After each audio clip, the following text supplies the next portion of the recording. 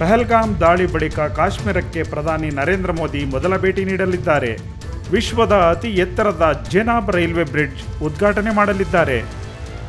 ಒಟ್ಟು 46,000 ಕೋಟಿ ರೂಪಾಯಿ ಮೌಲ್ಯದ ಈ ಯೋಜನೆಯನ್ನು ರಾಷ್ಟ್ರಕ್ಕೆ ಅರ್ಪಿಸಲಿದ್ದಾರೆ.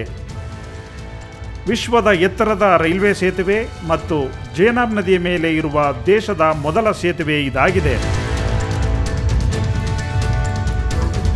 RCB ವಿಜಯೋತ್ಸವದಲ್ಲಿ ಕಾಲ್ತುಳಿತದ ಪ್ರಕರಣಕ್ಕೆ ಸಂಬಂಧಪಟ್ಟಂತೆ ಪೊಲೀಸ್ ಕಮಿಷನರ್ ಬಿ ದಯಾನಂದ್ ಅವರನ್ನು ಅಮಾನತು ಮಾಡಿ ಸಿಎಂ ಆದೇಶ ಹೊರಡಿಸಿದ್ದಾರೆ.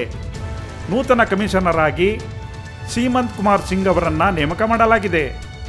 ಹಾಗೆ ACP Vikas Kumar, central DCP Shekhar, Cubbon park ACP Balakrishna, inspector Girish 5 ಅಧಿಕಾರಿಗಳನ್ನು ಈ ಪ್ರಕರಣಕ್ಕೆ ಸಂಬಂಧಪಟ್ಟಂತೆ ಅಮಾನತು ಮಾಡಲಾಗಿದೆ.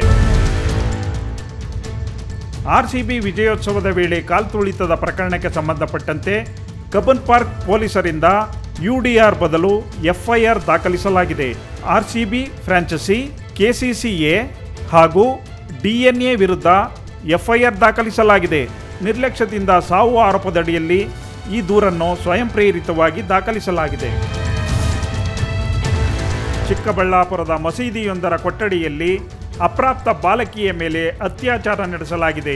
ಮೌಲ್ವಿ ತಂದೆಯಿಂದಲೇ ಈ ಕೃತ್ಯ ನಡೆದಿದೆ. 6 ವರ್ಷ ವಯಸ್ಸಿನ ಬಾಲಕಿಯ ಮೇಲೆ 55 ವರ್ಷದ ವ್ಯಕ್ತಿ ಅತ್ಯಾಚಾರ ಎಸಗಿರುವ ಆರೋಪ ಚಿಕ್ಕಬಳ್ಳಾಪುರದಿಂದ ಕೇಳಿಬಂದಿದೆ. ಚಾಕೊಲೇಟ್ ಕೊಡಿಸುವ ನೆಪವೊಡ್ಡಿ ಈ ಕೃತ್ಯ ಎಸಗಿದ್ದಾನೆ.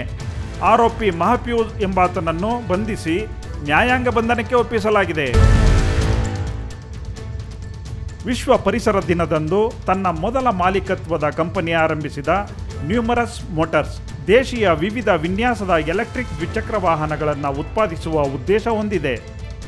ಮುಂದಿನ ತಲೆಮಾರಿನ ನ್ಯೂಮರಸ್ ಮೋಟಾರ್ಸ್ ಬೆಂಗಳೂರಿನ ರಾಜಾಜಿನಗರದಲ್ಲಿ ಮೊದಲ ಮಾಲೀಕತ್ವದ ಕೂಕು ಶೋರೂಮ್ ಅನ್ನು ಉದ್ಘಾಟಿಸಲಾಗಿದೆ. ಇದು ವಿಶ್ವ ಪರಿಸರ ದಿನದಂದು ಪ್ರಾರಂಭವಾಗಿರುವುದು ವಿಶೇಷ.